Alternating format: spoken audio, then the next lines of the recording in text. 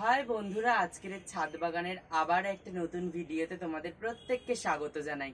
দেখো, মেঘলা ওয়েদার, চারিদিকে টিপটিপ করে বৃষ্টি পড়ছে, আর আমি চলে এসেছি আমার ছাদ বাগানের এই শাকগুলো তুলতে।